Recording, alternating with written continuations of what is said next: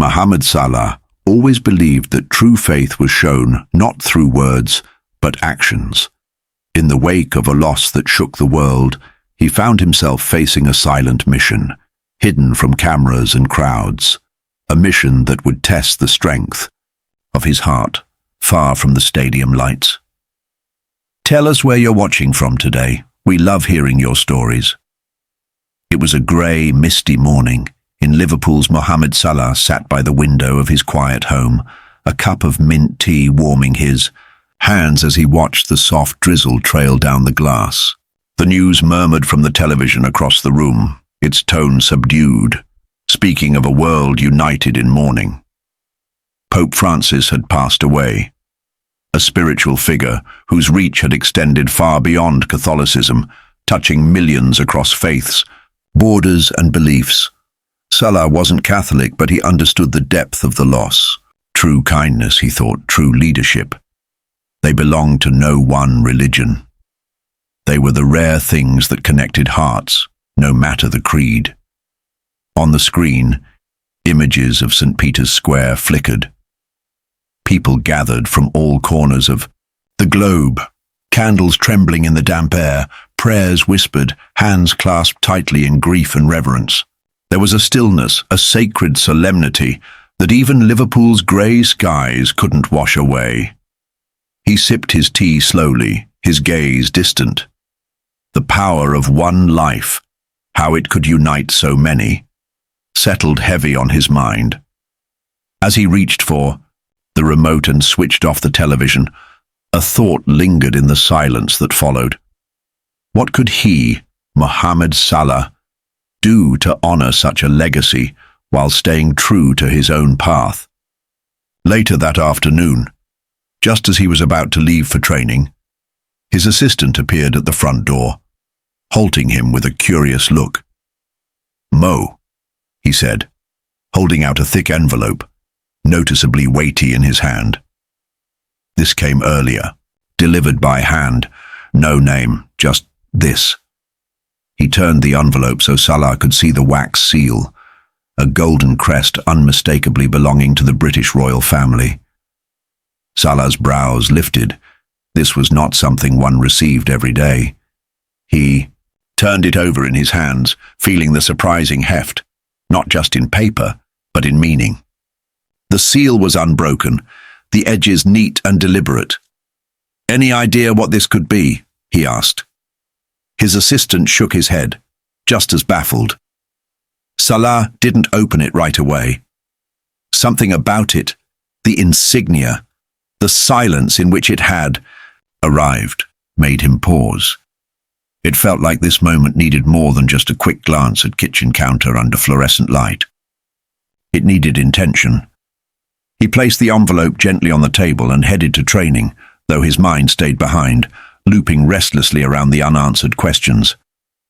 At Melwood, he went through the motions, drills, routines, shared smiles, with teammates, but his thoughts kept drifting back to the envelope, waiting for him like a silent question on the kitchen table. By the time he returned home, darkness had wrapped around the city. Rain streaked the streets, leaving them slick and glistening under the street lamps. Even inside, something felt different. Quieter, as if the house itself understood the weight of what awaited. Salah sat at the table, the envelope still untouched. He stared at it, a long, thoughtful gaze. Part of him wanted to tear it open, to know. Another part hesitated. What if the message inside asked more of him than he was ready to give? A distant siren wailed, a lonely cry cutting through the night, life continuing in all its beauty and chaos. At last he reached for the envelope. His fingers hovered over the wax seal, feeling the pulse of history in it. Generations of letters, proclamations, decrees, joy, grief, command. And then he stopped. Not here, he thought. Not under these cold kitchen lights. This needed reverence. It needed stillness. He slipped the envelope carefully into his jacket pocket, grabbed his keys, and stepped back out into the night. He didn't know exactly where he was going, only that he had to go. The streets of Liverpool were nearly deserted, the city hushed beneath the gentle weight of rain. He drove in silence, following a feeling more than a route, letting his instincts guide him. Eventually, they led him to Sefton Park, one of Mo Salah's favourite places to clear his mind, welcomed him with its familiar calm. He parked his car near the entrance and stepped into the crisp night air. The rain had finally eased, leaving behind a fresh scent of damp earth and blooming flowers. Pulling his jacket tighter around his frame, he began walking down the quiet path. Tall, old trees towered against the grey sky, their silhouettes softened by the amber glow of the park's lamps. There was a peacefulness to it all, an almost otherworldly stillness. As he wandered deeper into the park, Salah found a secluded bench near the palm house. He sat down, the hush of night wrapping around him like a blanket. Only then, under the canopy of ancient branches and the gentle murmur of the breeze, did he reach into his jacket and pull out the envelope. His hands were steady as he broke the wax seal, and inside was a folded letter written on heavy ivory paper. Something else slipped out, a small, delicate object no larger than his thumb. It was a golden olive branch, simple, unadorned, yet powerful in its meaning. He held it between his fingers, turning it gently. A symbol of peace, of unity, of hope, taking root even in a fractured world. Setting it carefully in his lap, Salah unfolded the letter and began to read. The handwriting was firm and elegant. His eyes paused on the first line. To Mohamed Salah, a man who represents the spirit of unity beyond borders and faiths. His heart skipped a beat. The letter went on to speak of loss, not only of a religious leader, but of a global symbol of compassion and understanding. It acknowledged that people like Salah, though not always in the spotlight for such roles, could quietly and powerfully carry forward the spirit of unity. And yet, there was more. Between the lines, it suggested a quiet request, a mission of sorts. It wasn't a demand. It wasn't a command. It was an invitation, a calling to something larger than football, larger than fame. When he finished reading, Salah sat in silence for a while, the golden olive branch resting in his lap. Then, gently he folded the letter, placed it back in the envelope, and held it close. This wasn't about publicity or applause. It was about quiet acts of unity, the kind done in the stillness, without expectation of being seen. He leaned back on the bench, gazing up at the cloud-filled sky. For a moment he felt very small, just a single man beneath the heavens. But, within that smallness, he felt something stir. Purpose. Then, the rain returned. Soft, steady, cleansing. Salah stayed there, letting the rain fall around him, the envelope cradled in his hand. Something had shifted. A journey was beginning.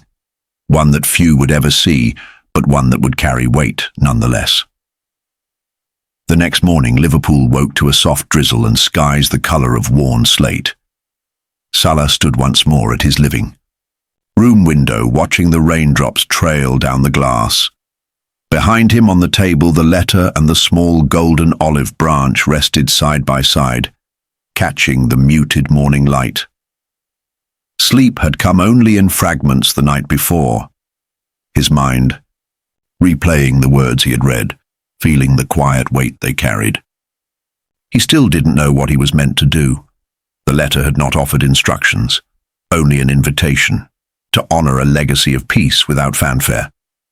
The olive branch gleamed faintly, as if whispering that real change often begins in silence. Salah picked up the letter again, this time reading it even more slowly. The handwriting was steady, composed, but in between the lines there was vulnerability. This had come from someone aware of their place in time's closing chapter, not a ruler addressing other rulers, but a human reaching out to those who inspired through example, not title. At the bottom of the page, beneath the royal seal, were just a few quiet words. In the quiet places of the world, great things grow. Salah set the letter down gently, its message settling even deeper in his chest. He needed space to think, and he knew exactly where to go. Pulling on a plain jacket and tugging a cap low over his brow, he left his home, taking the smaller, winding roads rather than the main streets.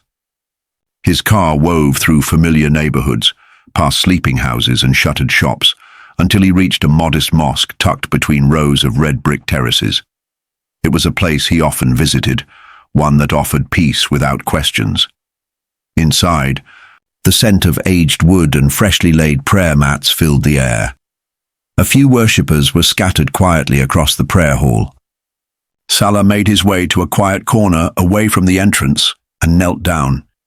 He pressed his forehead gently to the coolness of the mat, eyes closed, breath deep.